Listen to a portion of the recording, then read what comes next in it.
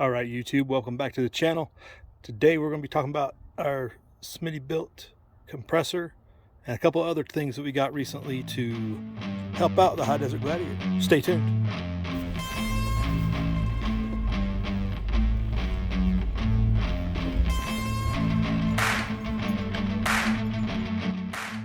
All right, everybody, welcome back. Thanks for checking in. It's been a while.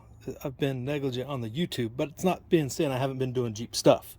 And I'll get to some of that at the end of this when I go over some of these items, but stay tuned for that. So first thing I want to talk about is the Barricade tire. They call them it's not decompressor, tire deflators. They come in this handy pouch. So I wanted to make sure I got my hands on everything and try to use it. They're really solid brass tools, and so I played around with them a little bit just to see how they worked, and I work as advertised. These were a good option for the price and everything, so I went with those, and I think I get how they work. So I started them off at 30 psi and worked my way down, so I got a good idea how those work if I want to get out on the trail with something, and especially once we go to bigger tires. Right now I don't know that they necessarily will be a huge effect with the mud terrain tires, but we'll see. But it does, I think, make a difference when you look at some of those videos of how everybody else is riding deflating, especially that last ride we took down by the river. But these look to be, as advertised, very durable. Nothing is going to break on these, except maybe the spring on the inside, which will wear out eventually. But other than that, I like the way the quality of these. So, and they come in a handy little pouch. So that was one thing I got. And to go with that, of course, I need a compressor. So I went with the Smitty built. Comes with a nice case. It is a little bit bigger than I suspected. Let me back up here. So it's a little bit bigger than I suspected. So it doesn't have like a really good hiding place to stow it, but I'm working on that. But it does come in this nice case, holds everything. I've used it a couple times after I deflated the tires, obviously, using the deflators. But I've never had a Smitty built part that's like mechanical like this.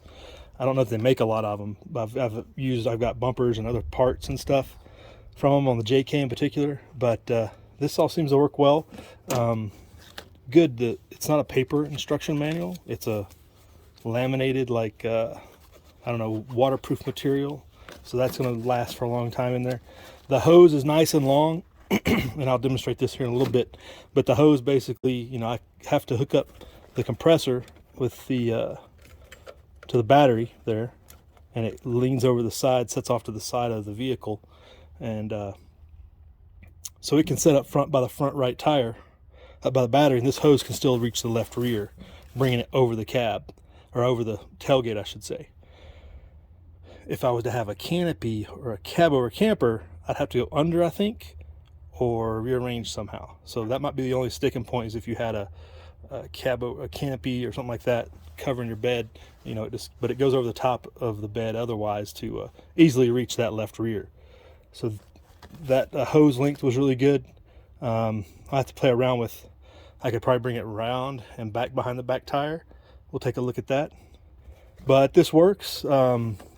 Aired up fairly quickly, considering the size. It's not the fastest or the biggest, most powerful compressor, but for what I was starting with and how much I would actually utilize it, I was happy about it. I'd like to find a good place to store this. Is going to be the next goal on the search, to see where we need to put that.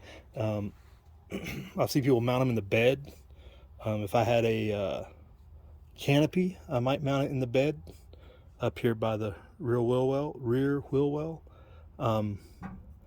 But until I get some cover, I don't think I want to do that. And we'll talk about that later too.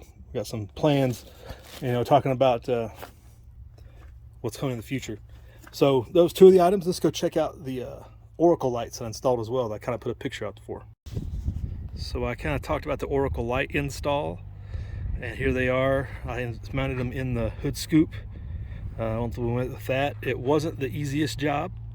It was definitely challenging because the bolts on the back of these that screw in are really long, and the back of this hood scoop is not very far away, and so they had to do some cutout to get those to fit in just right. Not going to advise anybody to do it the way I did it. I thought about maybe cutting the bolt down to the length I needed, but I didn't. I cut out the back of the hood scoop instead and then sealed it after I got that fitting through. It's a real challenge with the different angles. You got a bolt going straight in and the hood scoop at an angle like this, slanted, so you're going through at an angle, and just not ideal, but I really wanted to put them up there versus in the grill where a lot of people put them. But that was what the other item that we got to customize a little bit. I really like them. They're nice and bright. No complaints.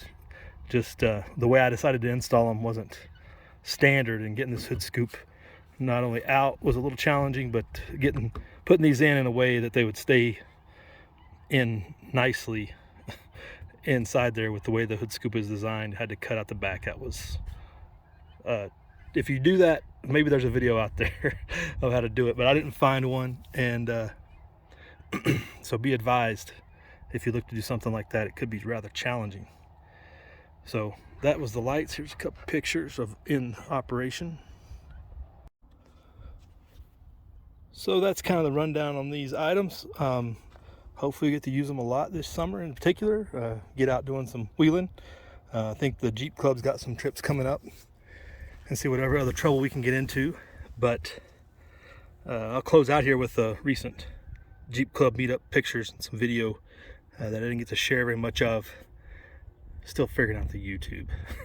These whole shorts thing and how much video you can upload and whatnot on those. And anyway, here's some pictures of that, and it was a good time. A little cold, chilly. Supposed to be a show and shine, kind of was a show and snow. Little snow flurries coming in. I didn't get to stay very long for the whole thing, but it was still a good time. And we do have some rides coming up. I believe we're going to Bodie next, and that should be a good one. Hopefully the trail is enough snow off of it. Probably be snow regardless, but enough off of it to get through. We'll see if we even get through all the snow, but that should be a fun time. Hopefully get out with a lot of rigs and do that. But also, so in the meantime, I've been checking out on Instagram. I kind of got the Jeep Club out there and checking out the Instagram, all the Jeep people, and got a page set up for that. So you want to check us out over on Instagram, kind of some of the things we're doing. I like the usability of it a little bit better for kind of just showing Jeep stuff and talking about Jeep stuff. Maybe not talking about it, but just pictures and stuff. But that's kind of cool. And if you're on Instagram or whatever, go check that out. And we will see you next time. Jeep on.